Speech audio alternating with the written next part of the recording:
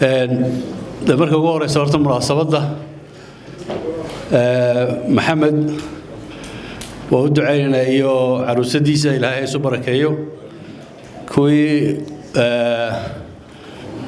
khayr badan ilaahay kala siiyo ubad leh oo arsaaq barakaysan leh oo iimaan sugan leh oo isku waarayntii nool yihiin ilaahay ka yeelo amaantooda labadaba waa la sheegay maxamed baan anigu garanayaa intii laga sheegay iyo in aan laga sheegin oo badan buu leeyahay waxaan leeyahay halkaas oo dib uga soo noqonin hore uga sii soco waanan hubaa insha Allah haddii nool lahayn inaad hore uga sii soconayso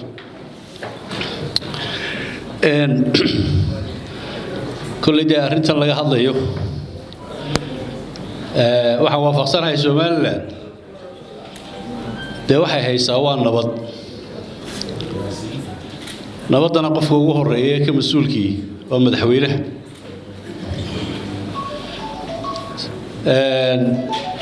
adduunyaduna marka dib u raacdo waxa ugu horeeya ugu badan ee isku qabsata waa doorashooyin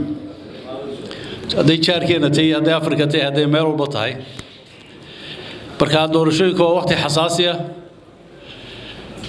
in laga ilaaliyo weeye mashaakilka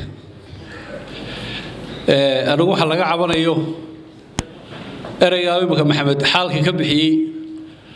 oo anigayga kamid ahaa dadkii ugu soo horeeyay la soo hadlay waa ka maqlaya ee arrintaasi xaal weeye mooyaane wax kale oo aan ahayn doorashada waqtigeedii hal la qabto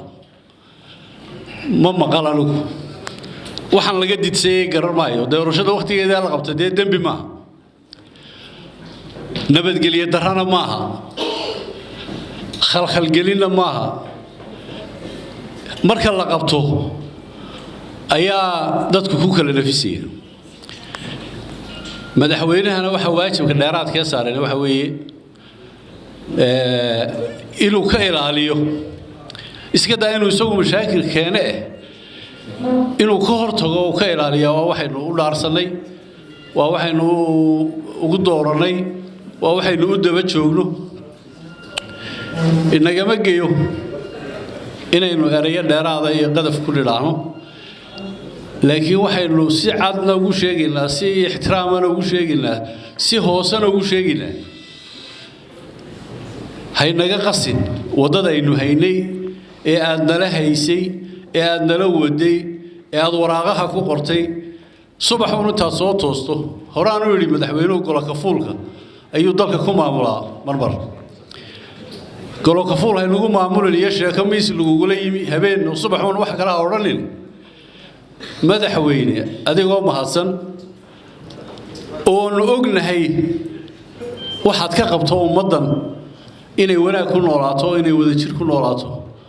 oo aad ka mid tahay dadkii u soo halgamay oo imika 4 sanoodna kursiga fadhiday saacada u dambeeya haynaga tuurin wax muran in la geliya madaxweynaha golayaasha maxkamadda shicib weynaha xusbiyada intuba inaynu aqli ku wada shaqeyno oo aynu nabadeena ilaashano sharcigeena aynu ku heshiinay iyo waxaynu ku heshiinay ee diintuna ina furaysa la leeyahay ahdiga iyo waxa kala saxaataan oofiya aan ku wada shaqeyna leeyahay waxaan wax kale inoo gawaami wax kale inoo gawaami yeynaan bad kala gelin dad wada walaalaha Soomaaliland koone la koone wadankooda intaas oo dhan soo tabcayay waxa kale ku daraya waxaan arkay niman Mareykan jooga